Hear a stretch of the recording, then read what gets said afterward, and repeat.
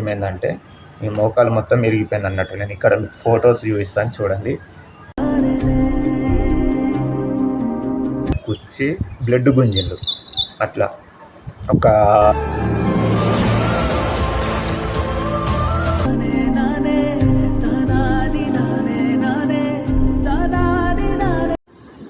So hi friends, welcome back to our channel ENK vlogs.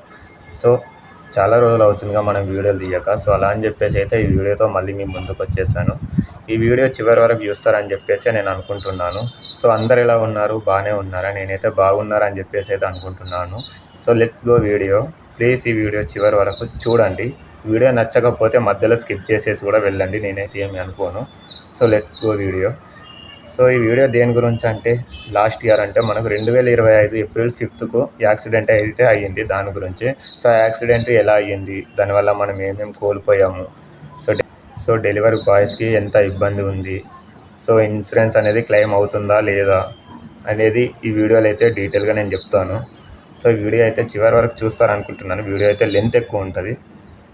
Okay, so మ్యాటర్లోకి వెళ్ళిపోతే, మనము last year 2025లో April రోజు 5కు అంటే శనివారం రోజు మనము మార్నింగ్ అయితే నిజామాబాద్ వెళ్ళిపోయి జొమాటో వేద్దామని చెప్పేసి అయితే వెళ్ళాను. సో జొమాటో వేద్దామని చెప్పేసి ఆన్లైన్లోకి వెళ్ళి ఫస్ట్ ఆర్డరే మనకు పడ్డది. ఆర్డర్ తీసుకుందామని చెప్పేసి వెళ్ళేటప్పుడు అక్కడ కంటేశ్వర్ రోడ్కి, కంటేశ్వర్ టర్నల్ ఉంటుంది ఇక్కడ.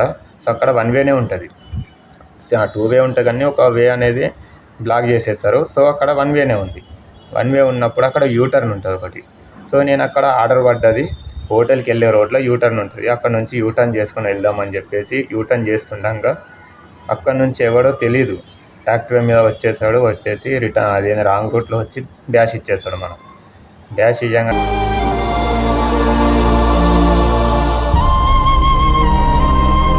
ఇక మన ఏమైందంటే బండికి ఏం కాలేదు, ఫోన్కి ఏం కాలేదు, మనకు ఒక చిన్న గీత కూడా వల్లే. బట్ ఏమైందంటే మన రైట్ లెగ్ అనేది ఇరిగిపోయింది అక్కడనే.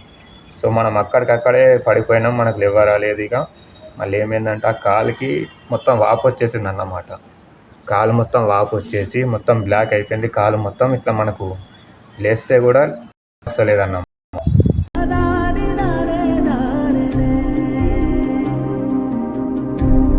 సో అక్కడైతే చాలామంది వచ్చి మనకు వాటర్ అవి తాగించారు. సో వాడు గుద్దేసి ఇంకా నేనే రాంగ్ రూట్లో వచ్చా అని చెప్పేసి నాకు అంటాడు. సో అక్కడ చాలామంది ఉన్నారు, ముస్లిం వాళ్ళు, మన హిందూస్ చాలామంది ఉన్నారు. అక్కడ తప్పేవాడదని కూడా చెప్పారు డీటెయిల్గా. అక్కడ సీసీటీవీ ఫుటేజ్ అనేది మనకు దొరకలేదు, ఎందుకంటే అక్కడ కెమెరా లేకుండే.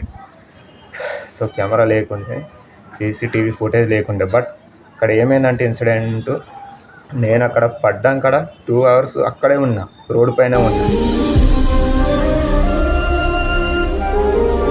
సో మన విలేజ్ వచ్చేసి ఇక్కడ మన నిజామాబాద్ నుంచి 20 కిలోమీటర్ ఉంటుంది. సో మన వాళ్ళకి కాల్ చేస్తే వాళ్ళు రావడానికి, ఆ రోజు మళ్ళీ వర్షం పడ్డది. కాల్ చేస్తే వాళ్ళు రావడానికి బస్సెస్ లేవు, ఆటోలు కూడా ఏం లేవు, వాళ్ళు రావడానికి టైం పట్టింది. సో అక్కడే మన లోకల్లో నిజామాబాద్లో మన ఫ్రెండ్స్ ఉంటారు కొంతమంది, వాళ్ళకు అంటే ఫ్రెండ్స్ అంటే మన రిలేషన్లోనే ఉంటారు. సో వాళ్ళకు కాల్ చేశాను. వాళ్ళకు కాల్ చేసినా వాళ్ళకు 1 అవర్కి వాళ్ళు వచ్చాడు. సో అక్కడ ఇంకా మన రిలేషన్స్ కొంతమంది ఉన్నారు, వాళ్ళకు కూడా కాల్ చేస్తే వాళ్ళు కూడా అంతా ఏం రెస్పాన్స్ అవ్వలేదు. 1 అవర్ 1.5 అవర్కి వచ్చారు వాళ్ళు. వచ్చిన తర్వాత వాడు ఉన్నాడు అప్పటికి, మనకు డ్యాష్ ఇచ్చాడు. అన్నీ చాలామంది అక్కడ ఉంటారు కదా, మనకు యాక్సిడెంట్ అవ్వగానే చాలామంది వచ్చిండ్రు కదా, వాళ్ళందరూ అతన్ని పట్టుకున్నాక ఏమైందంటే ఇక్కడ మ్యాటర్, మన రిలేషన్లో వచ్చారు 2-3 వాళ్ళ ఫ్రెండ్స్, వాళ్ళందరూ వచ్చి మనకు ఆటోలు ఎక్కించి హాస్పిటల్కి తీసుకెళ్ళేటప్పుడు వాడు ఏం చేసిందంటే, మనకు యాక్సిడెంట్ చేసిన వాడు అక్కడ నుంచి జంప్ అయిపోయాడు. వాడు పారిపోయాడు అన్నమాట అక్కడ నుంచి. సో పారిపోయిన తర్వాత మనం ట్రై చేసినాం అని పట్టుకోవడానికి, కానీ దొరకలే. సో ఏమైందంటే ఫస్ట్ మన వాళ్ళు ఏం చేస్తారంటే గవర్నమెంట్ హాస్పిటల్ తీసుకెళ్ళిన తర్వాత 2 అవర్స్కేమో తీసుకెళ్ళిన తర్వాత అక్కడ స్కానింగ్ అవి తీసిన తర్వాత వాళ్ళ యాక్సిడెంట్ చేశాడు కదా వాళ్ళ బ్రదరు ఇంకా వాళ్ళ బావనంట, వాళ్ళిద్దరు వచ్చి మన కండిషన్ ఏందో చూసిండు. మనకు లెగ్ ఇరిగిందని చెప్పేసి డాక్టర్స్ అయితే కన్ఫర్మ్ చేసిన తర్వాత వాళ్ళు ఏమన్నారంటే, సో మా వాడిదే తప్పు ఉందంట. సో సో వేరే హాస్పిటల్కి తీసుకెళ్దాం, ప్రైవేట్ హాస్పిటల్లో. సో అక్కడ ఏమన్నా డబ్బులు ఏమన్నా అవుతే మనం పెట్టుకుంటామని చెప్పేసి వాళ్ళు అన్నారంట. అన్న తర్వాత ఇక్కడ ఏమో కాంట్రవర్సీ ఏమో చిన్నగా అయిందంట. సో మనము లోపల ఉన్నాం, మన వాళ్ళు ఏమో బయట ఉన్నారు, ఏమేమి చెప్పారో తెలియదు. సో అక్కడ చిన్న కొద్దిగా మిస్అండర్స్టాండింగ్ ఏదో అయింది. సో వాళ్ళు ఏం చేశారంటే వెళ్ళిపోయారంట అక్కడ నుండి. సో మా వాడిది తప్పు ఉన్నా మేము పెట్టుకుంటామంటే మీరు వినట్లేరని చెప్పేసి మా చిన్న గొడవ అయిందని చెప్పేసి అక్కడ కొంతమంది చెప్పారు. నాకు చెప్పిన దాని ప్రకారం నేను కూడా చెప్తున్నాను. సో వాళ్ళు వెళ్ళిపోయారంట. వెళ్ళిపోయిన తర్వాత ఏమైందంటే నెక్స్ట్ డే నాకు ఆ గవర్నమెంట్ హాస్పిటల్లో ఎంత ఇబ్బంది పెట్టారు, ఏమేమి చేశాడు.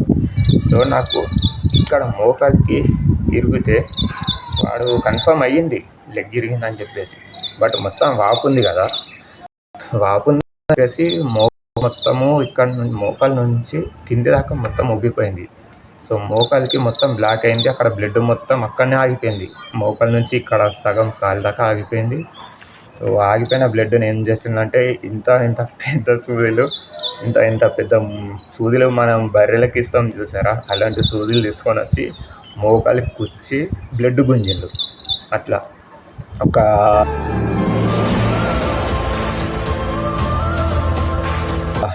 5 ఇంజక్షన్స్ ఏమో గుంజిండు. డైలీ ఒక 3-4 ఇంజక్షన్స్ అయితే బ్లడ్ తీస్తుంది. బ్లడ్ అంటే మొత్తం బ్లాక్ వెళ్తుండే బ్లడ్ తీసేసి నేను ఆ వీడియో తీయలేను, మీకు చూపిస్తుంటే. బట్ ఇంకో వీడియో తీసాను. ఆ వీడియో ఇప్పుడు నేను ప్లే చేస్తాను ఇక్కడ స్క్రీన్ మీద. ఈ వీడియోలో ఎంత టార్చర్ చేసింది అనేది మీకు చూపిస్తాను. సో అప్పుడు ఆ వీడియో అంటే అది అయిన తర్వాత నాకు అనిపించింది ఇంకోసారి గవర్నమెంట్ హాస్పిటల్ పడద్దురా అని చెప్పేసి. సో దాని నెక్స్ట్ డే ఏమైందంటే ఇక మనకు సర్జరీ చేస్తారేమో అని చెప్పేసి నేనైతే అనుకున్నాను. బట్ వాళ్ళు ఏం చేశారంటే మొత్తం అక్కడ ట్రైనర్సే ఉన్నారు, డాక్టర్ అనేటోడే అయితే లేడు. ఉన్నారు బట్ మనకైతే రాలేరు. ఎప్పుడు నైట్కి ఏమో మార్నింగ్ ఏమో వచ్చి చూసి వెళ్ళిపోతున్నాం మనకు. బట్ మనకు ట్రీట్మెంట్ చేసింది మొత్తం ట్రైనర్సే. సో వాడేం చేసాడంటే ట్రైనర్ వచ్చేసిండు, డ్రిల్లింగ్ మిషన్ తీసుకొని వచ్చాడు. డ్రిల్లింగ్ మిషన్ తీసుకొని వచ్చి దానికి ఇంత పెద్ద సలాగా ఎక్కించి ఇక నాకేం చెప్పినట్టు అడిగిన నేను, అది దించుతావా నా కాలికి అని చెప్పిన. లేదు ఇంజక్షన్ ఇస్తా అని చెప్పిండు. ఇంజక్షన్ ఇస్తావా అని చెప్పేసి అది దేనికోసం అని అనుకున్నా నేను. ఏం చేస్తుందంటే ఇంజక్షన్లో గ్లూకోజ్ ఉంటుంది కదా, అది ఫిల్ చేసి కింద మన కాలి దగ్గర మడిమే ఉంటుంది, ఆ మడిమేకి ఇచ్చిండు. నేను అనుకున్నా వీడు గ్లూకోజ్ ఎందుకు ఇస్తున్నాడు అని చెప్పి నేను అనుకున్నా. వాడేం చేస్తుండో గ్లూకోజ్ వాటర్ కాదు మత్తు ఇంజక్షన్ అని చెప్తున్నాడు. సరే అని చెప్పి నేను అనుకున్నాను. మత్తు ఇంజక్షన్ ఇచ్చిన తర్వాత ఇక నన్ను దొరకబడతాడు, చేతులు కాళ్ళు అందరూ దొరకబట్టిండు. ఈడేమో చేసేటట్టు ఉన్నాడని చెప్పేసి నేను అనుకున్నా. ఆ డ్రిల్లింగ్ మిషన్కి సలకి ఎక్కించి దించేసాను సీదా. ఇక్కడ వీడియో ప్లే చేస్తున్నా చూడండి. ఇక్కడ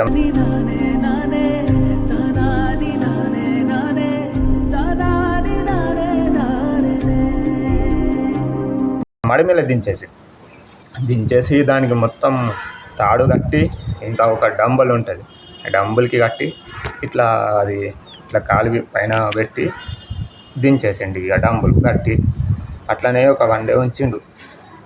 నాకు ఏమో మొత్తం నొప్పి లేస్తుంది, నాతో అయితలేదు. మొత్తం మత్తు ఇంజక్షన్ ఇవ్వలే, ఏమి ఇవ్వలే, సీదా దించేసిండు. ఈ సల కిందకు దించిండు. నాకేమో మోకాళ్ళలో ఇరిగింది కాలు, కింద ఎందుకు దించేసిండు అని చెప్పేసి నేను అదే డిప్రెషన్లో వెళ్ళిపోయాను.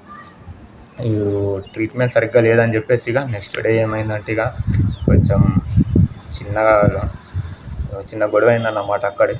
అయిన తర్వాత ఇక నెక్స్ట్ డే ఏమైందంటే అదే రాడు, అవసరం లేదు నాకు, నేను ఇక్కడ ట్రీట్మెంట్ తీసుకోను, నేను వెళ్ళిపోతానని చెప్పేస్తాను. అంటే అక్కడ ఉన్న గవర్నమెంట్ హాస్పిటల్లో 5 days ఉన్నా. 5 days ఉన్నా కూడా నాకు ట్రీట్మెంట్ అయితే ఏం చేయలేరు. సో ఇది ఒక రాడు అంటే అది డ్రిల్లింగ్ మిషన్తో సలగా దించిండు, ఇది కట్టేసి అయిపోయా. ఏది ఇంజక్షన్లు అవి ఏమి ఇవ్వలే. అంతే ఇక డ్రిల్లింగ్ మిషన్తో దించిన తర్వాత ఇంజక్షన్తో బ్లడ్ గుంజుడు వెళ్ళుడు. తర్వాత వస్తారు, చూస్తారు, బ్లడ్ తీసుకుంటారు, మోకాల నుంచి వెళ్తారు. అంతే నర్సింగ్ ఇక.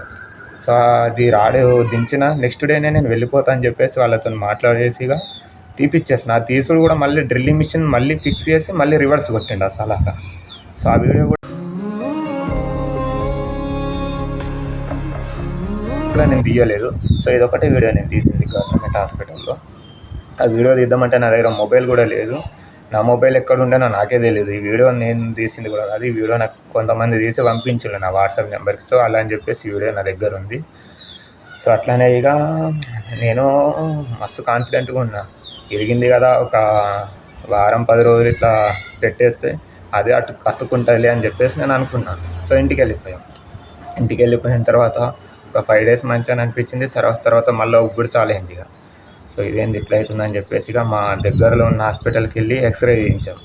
తీస్తే అతను ఏం చెప్పాడంటే చిన్న క్రాకే వచ్చిందని చెప్తాడు అతను కూడా. ఇక ఇట్లా అయితే కాదని చెప్పేసి ఇక నిజామాబాద్ హాస్పిటల్ వెళ్ళాం. ఇక్కడ ప్రైవేట్ హాస్పిటల్, అది సన్ రైజ్ అని చెప్పేసి ఉంటుంది, multi speciality hospital Sunrise. అక్కడ వెళ్ళిన తర్వాత ఫస్ట్ డాక్టర్ చూసిన తర్వాత సిటీ స్కాన్ పంపించాడు. సిటీ స్కాన్ పంపించిన తర్వాత అప్పుడు తెలిసింది బొక్క ఏమైందంటే మీ మోకాలు మొత్తం ఇరిగిపోయింది అన్నట్టు. నేను ఇక్కడ మీకు ఫొటోస్ చూపిస్తాను చూడండి. ఇది రైట్ సైడు లెగ్కు ఇది ఉంటుంది, ఇట్లా కీలు ఉంటుంది కదా, ఇది ఇరిగిపోయింది అన్నట్టు. అది ఇరిగిపోయిందిగా అతను చెప్పాడు. ఇది బాగానే ఉంది ప్రాబ్లం, ఇది దీనికి అయితే సర్జరీ చేయాల్సిందే, సర్జరీ చేయకుంటే ఇక ఇన్ఫెక్షన్ అయితే కాల్ తీసేస్తారని అతను చెప్తాడు డాక్టర్. ఏమేం చేస్తాం అప్పుడప్పుడే ఇక అడ్మిట్ అయిపోయాము. ఇక ప్లేట్స్ స్క్రూస్ ఇక ఇక్కడ ప్లే చేస్తున్నాను ఫోటో చూడండి. ఇట్లా వేసేసి మనకు పంపించేశారు. పంపించిన తర్వాత ఎంత ఒక 3-4 మంత్స్ అనుకున్నాను. 3-4 మంత్స్కి సెట్ అయింది కొద్దిగా, ఇప్పుడైతే బాగానే ఉంది. సో ఇంకోటి ఏంటంటే అందులో ఎంసీఎల్ అని చెప్పేసి ఒక నరం ఉంటుందంట. ఎంసీఎల్ అంటే ఇప్పుడు ఈ బొక్క ఇట్లా ఉంటుంది కదా, అంటే మోకాలికి. సో ఇక్కడ నుంచి ఇక్కడికి ఒక నరం ఉంటుందంట, అదొకటి ఇంజూర్ అయిందని చెప్పేసి డాక్టర్ చెప్పింది మనకు. దానికి కాస్ట్ బాగా అవుతుంది, మీకు హైదరాబాద్ రాసిస్తా ఉస్మానియా హాస్పిటల్ అక్కడ చేయించుకోండి అని చెప్పాడు. సో అది ప్రాబ్లం ఏమైతే అంటే దాంతో చేయించుకోకుంటే మనం నడవంగా స్లిప్ అయి పడిపోతామంట. సో అదొకటి చెప్పిండు. అదొక టెన్షన్తో మనం ఏమనుకున్నాం, సరే చూద్దాంలే మనకి ఏది ఒక 4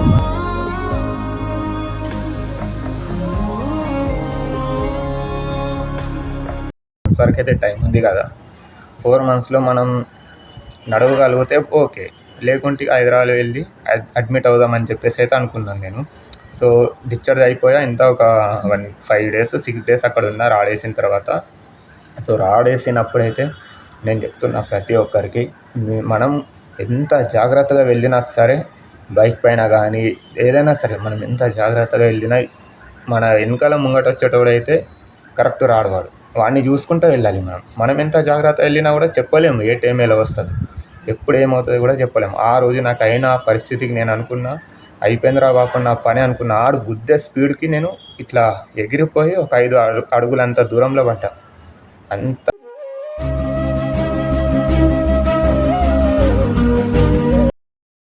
గట్టిగా పడ్డా, బట్ ఆ పడే సిచ్యువేషన్లో నా నెత్తి పడితే పలిగిపోయి అక్కడికక్కడ చచ్చిపోతుంది, స్పాట్ డెడ్ అయిపోతుంది. బట్ అక్కడ ఏమైందంటే ఇట్లా నేను ఇట్లా పల్టీ అయ్యేటప్పుడు నా రైట్ లెగ్ అనేది ఫస్ట్ రైట్ లెగ్ వచ్చి కింద పడడం వల్ల అక్కడ ఇట్లా ఉంటుంది కదా కాలు అనేది, ఇట్లా పడి ఇరిగిపోయింది అన్నట్టు, అక్కడ అట్లా అయిందన్నట్టు. సో ఇక మనం ఇంటికి వచ్చేసిన తర్వాత 4 మంత్స్కి మెల్లగా నడవడం అయితే స్టార్ట్ చేసేసాం. సో ఇప్పటికైతే నో ప్రాబ్లం, ఇప్పటికైతే 1.5 year అవుతుంది. సో మనకు జొమాటో చేయంగా యాక్సిడెంట్ అయింది కదా, మనకేమైనా ఇన్సూరెన్స్ వచ్చిందా అంటే రాలేదు, ₹1 కూడా ఇన్సూరెన్స్ అనేది రాలేదు మనకు. అది జొమాటో చేసే వాళ్ళకు ఏకో ఇన్సూరెన్స్ అని చెప్పేసి అయితే కంపెనీ నుంచి ఉంటుంది. సో అది క్లెయిమ్ పెట్టాం, అదైతే మనకు రాలేదు ఇన్సూరెన్స్. ప్లస్ మనకు ఆరోగ్యశ్రీ వర్క్ అయిందా అంటే అది కూడా వర్క్ కాలేదు, ఆరోగ్యశ్రీ పనిచేయలేదు, మనకు ఇన్సూరెన్స్ రాలేదు. ప్లస్ ఇక్కడ ఏంటంటే మన హోమ్ లోన్ ఉన్నప్పుడు వాడు ఇన్సూరెన్స్ చేసిండు, బట్ ఆ ఇన్సూరెన్స్ క్లెయిమ్ చేస్తే కూడా ఆ ఇన్సూరెన్స్ కూడా ఇవ్వలేదు.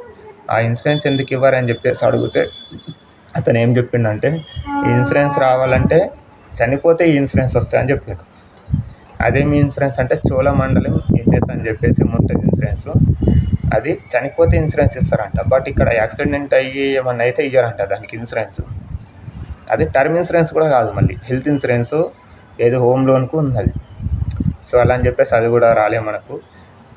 జొమాటో చేసేట్లయితే మనకు ₹1,00,000 అయితే లాస్ అయిపోయినా, నేను 1 lakh నెట్ లాస్ అయిపోయినా. సో అతడైతే ₹1 కూడా ఇవ్వలే మనకి. యాక్సిడెంట్ చేసిన పర్సన్ అయితే అతను ఇప్పటి వరకు దొరకలే. మళ్ళీ ఒక్కసారి వచ్చి గవర్నమెంట్ హాస్పిటల్లో చూసి పరారైపోయారు. మన వాళ్ళు కూడా అంతా పట్టించుకోలే. మన వెనకాలైతే ఫస్ట్ ఆఫ్ ఆల్ మనం ఒక్కడిమే అన్నట్టు మనకు అయితే సపోర్ట్ ఎవరు లేరు.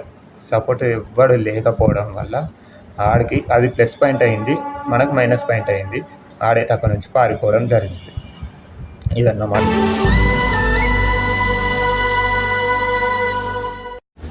మ్యాటర్. సో నేను చెప్తున్న డెలివరీ బాయ్స్ ఎవరైనా సరే, ఇప్పుడు మనము మన ఫ్యామిలీ సిచ్యువేషన్ని బట్టి ఫైనాన్షియల్గా ఎంత ప్రాబ్లంలో ఉన్నామో అది మనకు తెలుసు. సో దాని గురించి అయితే మనము వెళ్ళి మనకు ఎంత ప్రెషర్ ఉన్నా, ఎంత ఇబ్బంది అయినా కూడా మనం ఆ ట్రాఫిక్లో అంత వెయిట్ చేసి కూడా మనం డెలివరీ చేసినా, ఆ డెలివరీ చేసేటప్పుడు కూడా మనం ఎన్ని మాటలన్నా పడుకుంటా డెలివరీ చేసి మనం ఎంత ఫైనాన్షియల్ ఇష్యూలో ఉన్నామో అది మనకు తెలిసి మనం ఆ సిచ్యువేషన్ అర్థం చేసుకొని వర్క్ చేస్తున్నాం కాబట్టి మనం కూడా చాలా జాగ్రత్తగా ఉండాలి. హెల్మెట్ తప్పనిసరి వాడాలి. ఎందుకంటే నాకు ఈ ఇన్సిడెంట్ అయిన తర్వాత తెలిసింది హెల్మెట్ యూజ్ చేయాలి. అప్పుడు నాకు హెల్మెట్ లేకుండే, అదొక మైనస్ పాయింట్. బట్ నా అదృష్టం ఏంటంటే హెల్మెట్ లేకున్నా కూడా నా నెత్తికైతే ఇంత చిన్న గీత కూడా పడలే. ఆ కాలు పడడం వల్ల నా కాలు ఇరిగి నేను బతికిపోయినా.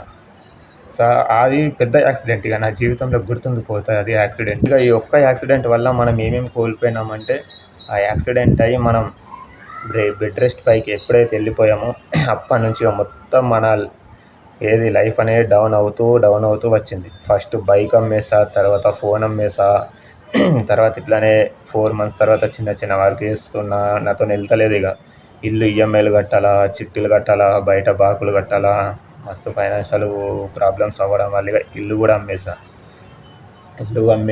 బండి అమ్మేసిన, ఫోను ప్రతి ఒక్కటి అమ్మేసి బాకీ మొత్తం క్లియర్ అయ్యాక కూడా ఇంకా ఎక్స్ట్రా బాకీ ఉంది ఇప్పుడు నా పైన.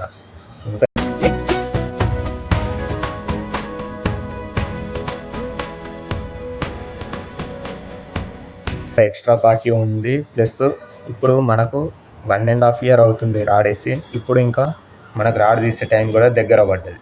రీసెంట్లీ హాస్పిటల్ వెళ్ళిన, ఒక 1 month బ్యాక్ వెళ్ళిన. అప్పుడు డాక్టర్ చెప్పిండు, సరే టైం అయితే దగ్గరకు వచ్చేసింది, తీద్దామంటే ఇది ఇప్పుడు 1.5 year అవుతుంది కదా, ఇంకో 2 months అంటే 1.5 year అంటే 1 year మీద 4 months అలా అవుతుంది. ఇంకా 2 months టైం ఉంది.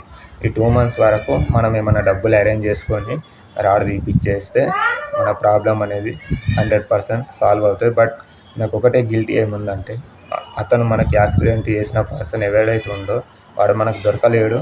ప్లస్ మనకి ఏంటంటే మనం ఉన్న సిచ్యువేషన్లో ఇవన్నీ నేను లాస్ అయిపోయాను. ఇల్లు లాస్ అయినా, ఇల్లు కూడగొట్టుకున్నా, బండి పోయింది, ఫోన్ పోయింది, అన్నీ పోయి ఇప్పుడు నేనైతే బయట రెంట్కైతే ఇట్లా బయట ఉండడం అయితే జరుగుతుంది. సో ఇంట్లో ఏంటంటే నేను నమ్మిన వాళ్ళే నన్ను మోసం చేశారు. బాగా ఎక్కువగా అంటే నేను నమ్మిన వాళ్ళే నన్ను మోసం చేశారు ఇందులో. అదైతే నేను నా జిందగీలో అయితే మర్చిపోలేను. ఇది నా జిందగీలో మర్చిపోలేను. నన్ను ఎవడైతే మోసం చేశాడు, నన్ను ఎవడెవడు వాడుకున్నాడు.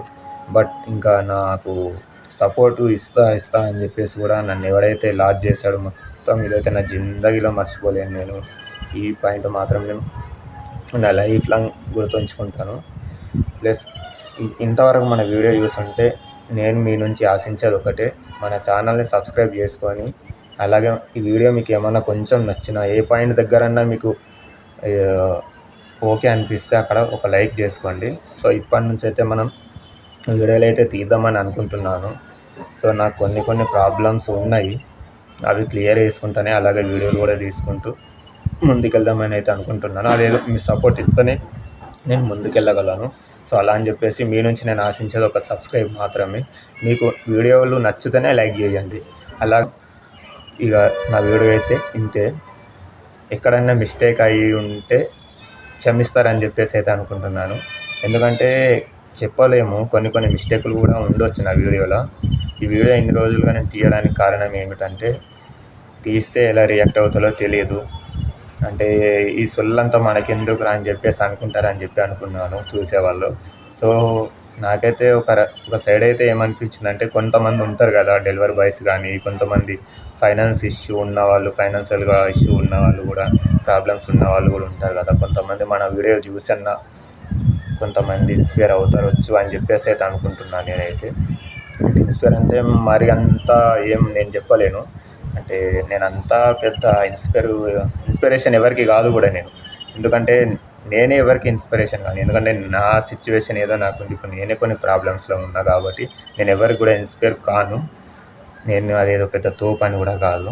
నా ప్రాబ్లమ్స్ ఏవో నేను చెప్పుకున్నా. ఇదన్నమాట వీడియో. సో మీకు ఈ వీడియో నచ్చితే ఒక లైక్ వేసుకోండి. అలాగే మన ఛానల్ని సబ్స్క్రైబ్ చేసుకోండి. లైకన్ కూడా ఆన్లో ఉంచుకోండి. సో ముందట కూడా మంచి మంచి వీడియోలు తీస్తానికైతే ఈ వీడియో అయితే ఇంతే. మనకు కొంతమంది ఉన్నారు, హెల్ప్ చేసిన వాళ్ళు ఉన్నారు. అట్లాగే మనం డౌన్ అవుతూ ఉంటే చూసేవాళ్ళే చాలామంది ఉంటారు.